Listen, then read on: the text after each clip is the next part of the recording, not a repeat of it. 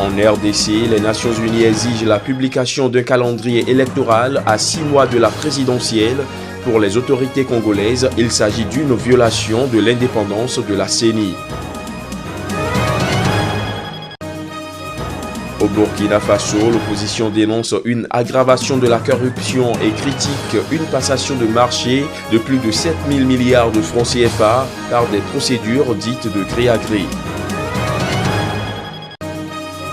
Et puis au Bénin, les statistiques officielles de l'examen du brevet d'études du premier cycle session de 2017 sont connues. 50,56% d'admissibles ont été enregistrés, une nette amélioration par rapport à l'année 2016.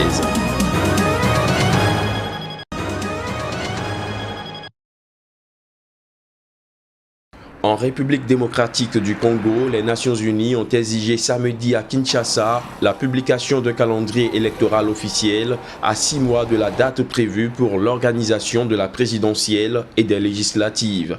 À travers un communiqué, Mama Sidikou, représentant spécial du secrétaire général des Nations Unies en République démocratique du Congo, a appelé la Commission électorale nationale indépendante à publier sans plus tarder un calendrier officiel et consensuel pour l'organisation des élections. Mais la réaction de la Commission électorale ne s'est pas fait attendre. Jean-Pierre Kalomba, porte-parole de cette institution, a laissé entendre qu'il ne revient pas à Mama Sidikou de violer l'indépendance de la CENI en donnant des injonctions. Kalomba soutient par ailleurs que la publication du calendrier électoral est tributaire du vote par le Parlement d'une nouvelle loi électorale. Les Nations Unies ont également rappelé à tous les signataires de l'accord du 31 décembre 2016 leur obligation de le mettre intégralement en œuvre et de bonne foi. Pour l'ONU, cet accord constitue la seule voie viable et pacifique pour sortir le pays de l'impasse.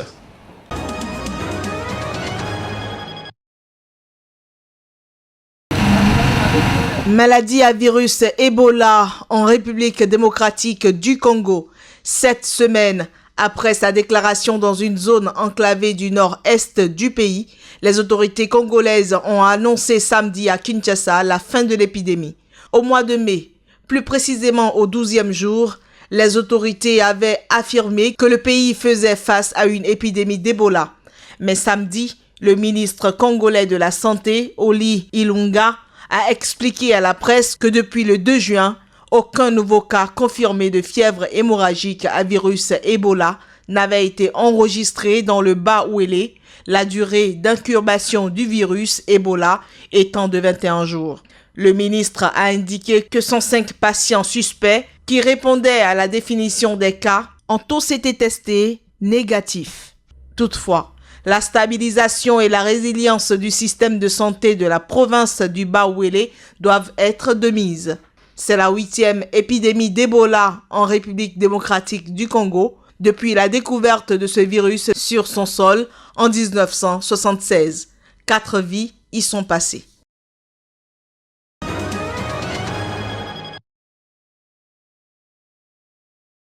Nouvelle crise sociopolitique au Burkina Faso.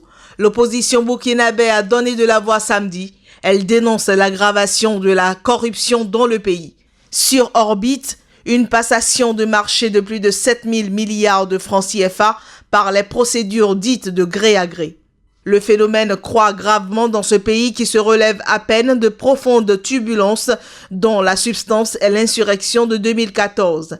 Pour le chef de file de l'opposition, Zéphirin Diabré, le nouveau régime n'est pas venu pour travailler, mais plutôt pour piller l'argent des Burkinabés. Selon l'opposition, le gouvernement a attribué par entente directe, courant le mois de juin, 2 marchés pour la construction de 7 salles de classe et 11 latrines pour un montant de 562 millions de francs CFA, alors qu'en moyenne, une école de 3 classes avec bureau et latrines coûte autour de 30 millions de francs CFA. Il est aussi dénoncé un projet de loi portant allègement des conditions d'exécution du programme de partenariat public-privé qui doit être voté lundi à l'Assemblée nationale.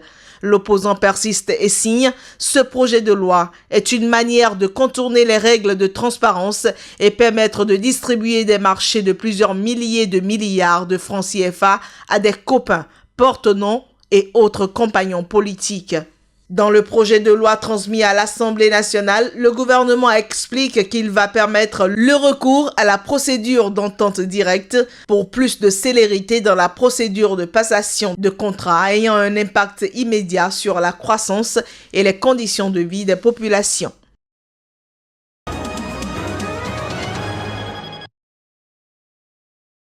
Le slogan est clair, touche pas à ma constitution. Après le vote de ce référendum-là, si le gouvernement gagne, ça veut dire que dans l'avenir, ils peuvent changer encore la constitution sans nous demander.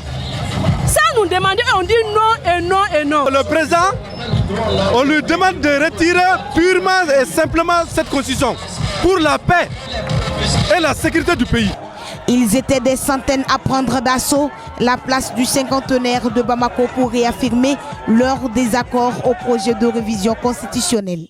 La plateforme Ante-Aba ne touche pas à ma constitution a tenu ce meeting en présence des leaders des partis politiques de l'opposition. Le report n'est pas dans notre langage, ce n'est pas dans notre vocabulaire. Nous avons dit le retrait et la renonciation pure et simple au référendum. C'est ce que nous avons dit. Et nous maintenons cette position-là. Pour nous, c'est clair. Le gouvernement a décidé de reporter le vote, mais le gouvernement n'a pas retiré la Constitution. Nous souhaitons que le gouvernement retire la Constitution. Nous ne voulons pas qu'on nous envoie à une autre date pour voter cette Constitution.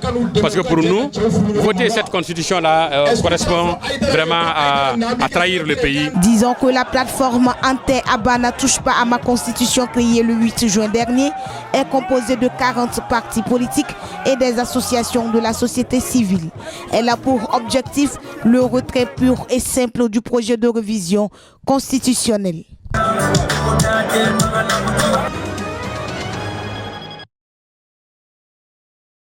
En Centrafrique, plusieurs centaines de personnes ont manifesté samedi à Bangui dans le calme pour réclamer la paix et la justice.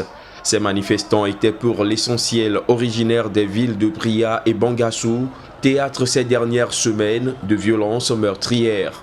Portant des banderoles appelant à la paix, à la réconciliation et à la justice, les manifestants ont défilé dans les rues de la capitale jusqu'aux abords du palais présidentiel où ils ont entonné l'hymne centrafricain.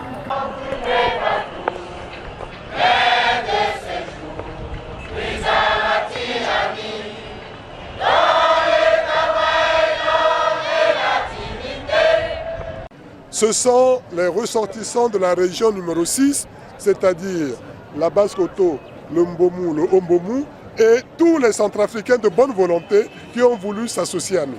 Donc nous voulons, pour toute réconciliation durable, nous voulons qu'il y ait la justice, nous voulons qu'il y ait la paix, nous voulons qu'il y ait la sécurité. Nous ne voulons pas la division de notre pays. Des affrontements meurtriers ont opposé en mai dernier des groupes armés au casque bleu de la MINUSCA à Bangassou. Au mois de juin, d'autres affrontements entre groupes armés rivaux à Bria, dans le centre du pays, ont fait une centaine de morts.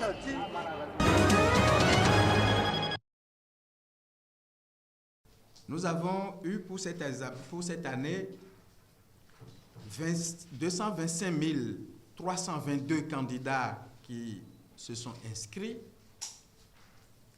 Nous avons eu 219 519 qui ont composé et nous avons 110 983 qui sont admissibles, ce qui fait un total national de 50,56%. Cela veut dire qu'au niveau de nos apprenants, il y a eu beaucoup d'efforts. Il y a eu beaucoup d'efforts parce que lorsque nous avons hérité de ces résultats l'année dernière, cela a fait l'objet d'analyses au niveau de tous les techniciens de l'éducation. Monsieur le ministre a mis en place une équipe pour réfléchir aux résultats et voir ensuite comment procéder à une remédiation. Cette remédiation a pour fruit ce que nous avons aujourd'hui comme résultat au BPC. Mais nous ne nous arrêtons pas à ce niveau-là. Nous allons poursuivre les recherches parce que c'est lorsque nous allons atteindre le maximum dans les autres pays, c'est quand on est à 90%, 95% qu'on dit qu'on a fait du bon travail.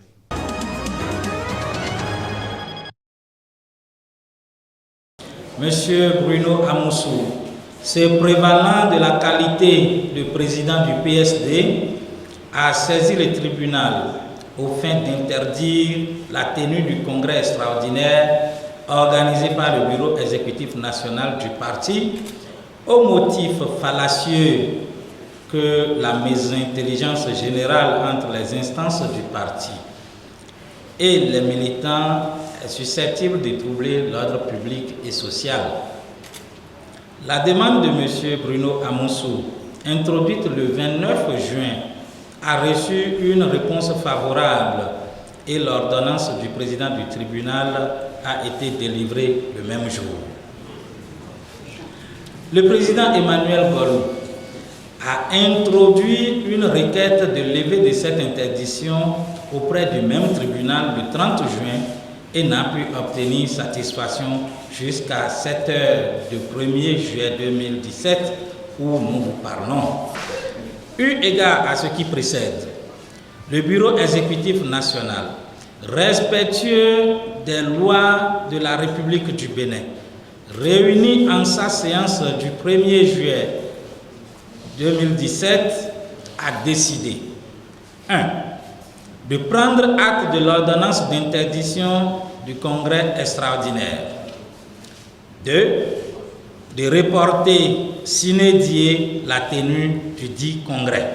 Quiconque agirait au nom et pour le compte du Parti social-démocrate sans en avoir reçu mandat du président Emmanuel Golou ferait l'objet de poursuites judiciaires.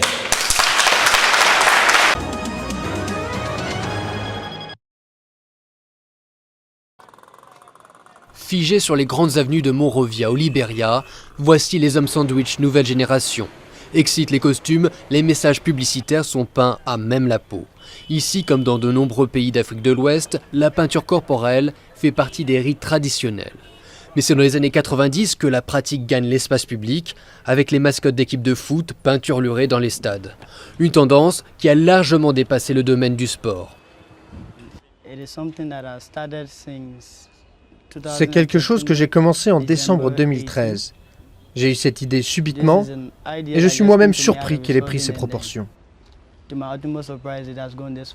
L'entreprise de publicité d'Emmanuel emploie 35 personnes. La plupart d'entre eux ont des contrats de statut humaine. Pour les clients, la facture est de $50 pour 5 heures de représentation. Le travail est éprouvant mais permet aux jeunes d'avoir une source de revenus. Quand on n'a rien à faire, on est tenté d'aller voler, etc. Donc il faut s'occuper. Nous, on fait ça depuis 2015. Ça a été un peu dur au début, mais maintenant ça va. La pratique s'est répandue jusque dans les meetings politiques. Et les réseaux sociaux ne font qu'amplifier le succès du phénomène. Prenez un match de foot dans un stade, le nombre de gens qui sont présents. Il suffit d'avoir 2 ou 3 gars là-bas. Les gens les prennent en photo et les partagent sur les réseaux sociaux.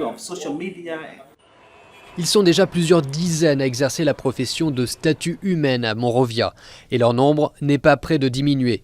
Des entreprises prestigieuses comme DHL, Total ou même l'administration fiscale font désormais appel à leurs services.